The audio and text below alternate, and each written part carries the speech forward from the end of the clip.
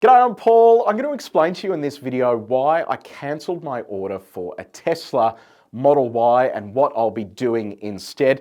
Look, I've owned Teslas now for a long time. I owned a Model 3 Performance when it was first launched here in Australia. I got that in 2019.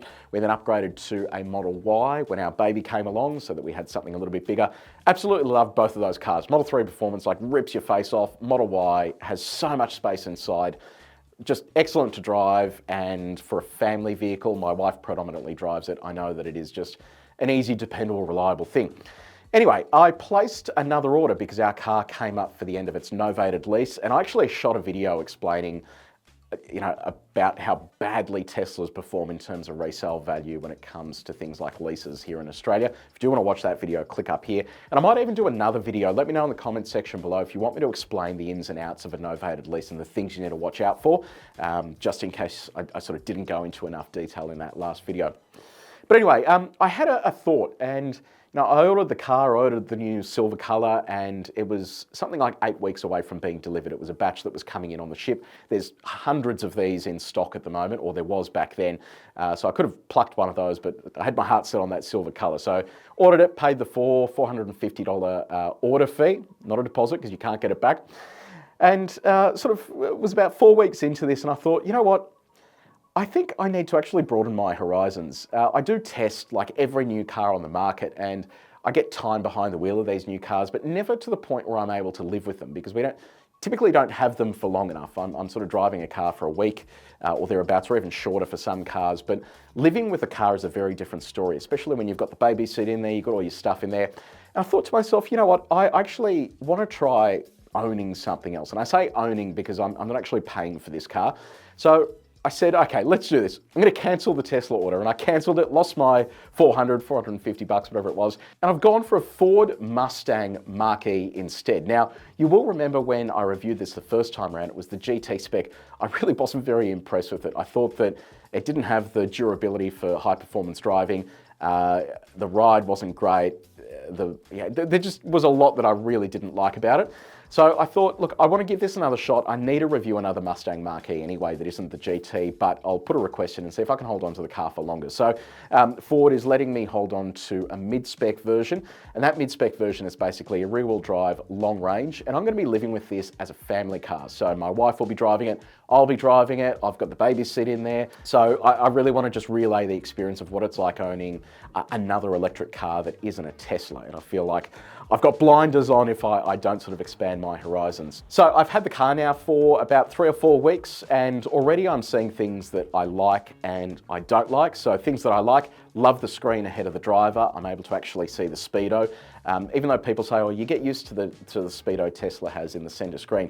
I actually don't agree with that. And in a state like Victoria, where we have such small margins for speeding fines, it's very easy in an electric car to go over the speed limit. So having a speed in front of you is massively beneficial. So really appreciate that feature. I love the fact that you can actually schedule charging for windows. So we've recently moved house into a house. We used to live in an apartment. So I now have an energy plan that includes a free period between 11 and 2 where it's free to charge, it's $0. And then between midnight and 6 a.m. it's something like 8 cents per kilowatt hour. With the Mustang, it actually allows you to schedule multiple charging windows. So I can plug the car up and tell it not to charge until we hit our free window, and then not to charge again until we hit midnight. With Tesla, you can only just set it to start charging at a certain time. Now, I think they are actually about to update the app to include that feature, but I find that really sort of handy to have. The other things I like as well is the interior is about 1,000 times better than a Model Y, and I might be exaggerating there, but just in terms of quality, build quality, and just the perception of the interior, feels way nicer than a Tesla. The minimalist styling of a Tesla is to some people's likes, but Ford has gone to the effort of putting nicer materials in the vehicle and just making it feel nicer. And it really has to, because it is more expensive than a Model Y. Ford isn't chasing Tesla in the price war. Tesla is competing with the Chinese to have the cheapest price they can while still making money. Ford is not doing that, so you are paying more for that, so you do expect it to actually be nicer, and I am finding that it is nicer inside the cabin. One of the things childishly that I love about it as well, when we shot our review of the exact car that I'm taking ownership of, and you can click up there to watch that, it was kind of wet. and I switched everything off, and you can actually be a hooligan in it. In the Tesla, you can't actually do that unless you own a performance version and you have track mode enabled where you sort of play around with those features. Whereas the Ford actually, when stability control is off, it's off, and you're able to dance around and have some fun with it, which I really appreciate, and that's the sort of Mustangness of it all. So that's all sort of pretty cool. Stuff that I don't like, I absolutely love the Tesla app. It is so good. The Ford app is terrible in comparison. I love that the Tesla app allows you to enter the car. So at the moment, because we don't own this car, Ford has the spare key. We've only got one key. So if I want to drive the car, I need to get my wife's keys to drive it like a traditional car. I can't just use my phone like I could with the Tesla. In addition to that, you've got a start button, which I just don't understand either. It should just be on when you get inside, and it's ready to sort of drive and switch off when you exit the vehicle. So those things are a little bit annoying. The screen, it's fine. It's a little bit fiddly. I guess the Tesla screen's a bit fiddly as well, so that's sort of not that big of a difference. The ride is firm still, not as bad as the GT, but about on par with the Model Y. And that's probably one of the things that I really disliked about the Model Y, is how firm the ride was for a family car. In the Marquee, it's actually firm as well, but not over the top, but it has more sporty characteristics that I guess combine with it being firm. So steering feels nice and direct, it handles great.